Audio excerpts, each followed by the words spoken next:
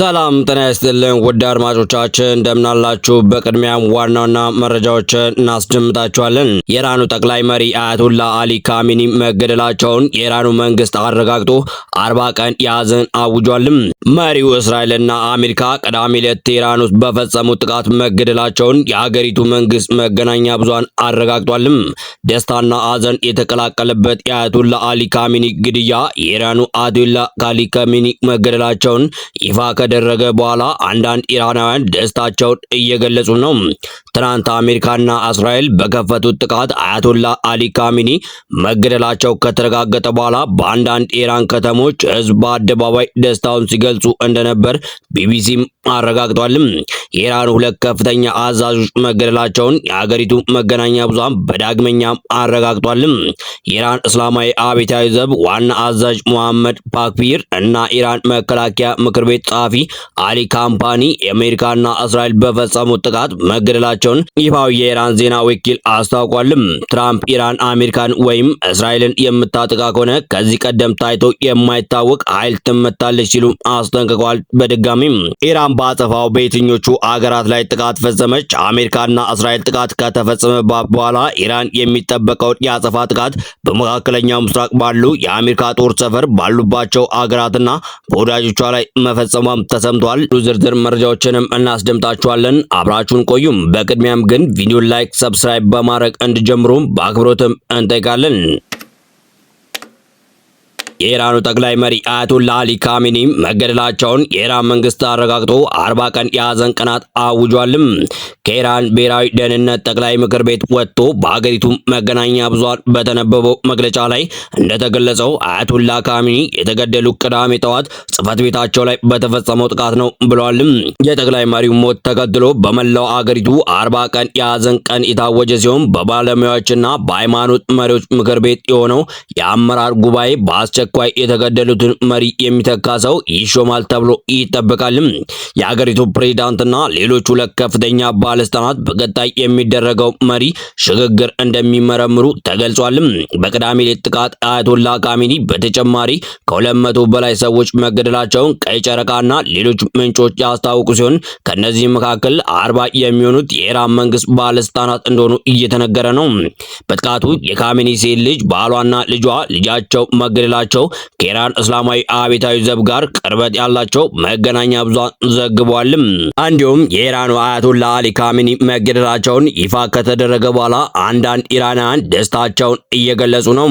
ዛሬ ጠዋት ከኢራን የወጡ ምስሎች ደግሞ በአያቶላ አሊ ካሚኒ ግድያ ሐዘናቸውን የሚገልጹ ሰዎች አሳይተዋል። በማዕከላዊ ኢራን ኢስፋሃን ግዛት ነዋሪዎች ደስታቸውን እየገለጹ ነው።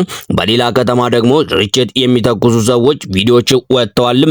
በተቋሙ ወቅት በመንግስት ቤተሰቦቻቸው የተገደሉባቸው ኢራናውያን ደስታቸውን በየጎዳናቸው ሲገልጹ ታይተዋል።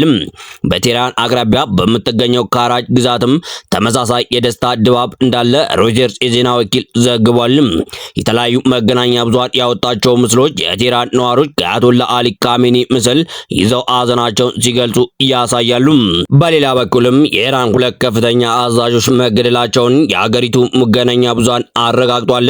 ይህ ከመረጋገጡ አስቀድሞ የእስራኤል መከላከያ ሰራዊት ፖክፖርንና ሻምፒኪን ጨምሮ በተፈጸመ ጥቃት ተገድለዋል ያላቸውን የሰባት የኢራን ደህንነት አመራሮች ስም ዝርዝር ይፋ አድርጎ ነበርም። መሐመድ ፖክፖር የኢራን እስላማዊ አብዮት ዘብ ዋና አዛዥ ሆነው የተሾሙት ባለፈው ሰኔ ላይ በተደረገው የእስራኤልና ኢራን የ12 ቀናት ጦርነት የቀድሞ አዛዥ ከተገደሉ በኋላ ነበርም። ፖክፖር እዚህ ኃላፊነት ላይ ከመሾማቸው በፊት የአብዮታዊ ዘብን የምድር ጦር በአዛዥነት መርተዋል። የኢራኑ ጠቅላይ መሪ አያቶላ አሊ ካሚኒ ከፍተኛ አማካሪ የነበሩት ካምፓኒ 12 ቀናቱ ጦርነቱ ቆስለው ነበርም። አሁን የተገደሉት ሁለቱ አመራሮች በአሜሪካ የግምጃ ቤት ማዕቀብ ተጥሎባቸው ነበርም። በመቀጠልም የአሜሪካው ፕሬዝዳንት ዶናልድ ትራምፕ ትሩዝ ሶሻል በተሰኘው የማህበራዊ ሚዲያ ገጻቸው ባሰፈሩ ጽሑፍ ኢራን አሜሪካ ወይም እስራኤል ላይ የአጸፋ ጥቃት እንድትፈጽም አስጠንቅቀዋል።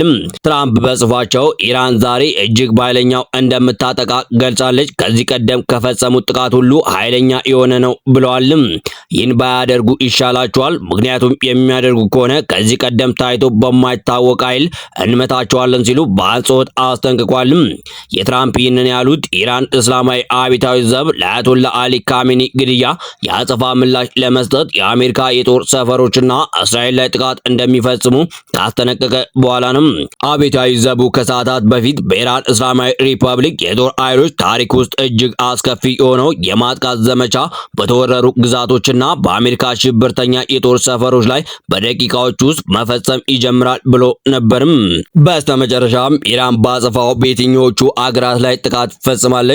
አሜሪካና እስራኤል ጥቃት ከተፈጸመባት በኋላ ኢራን የሚጠበቀውን የአጸፋ ጥቃት በመካከለኛ ምስራቅ ባሉ የአሜሪካ ጦር ሰፈር ባሉባቸው አገራትና በወዳጆቿ ላይ ፈጽማለችም።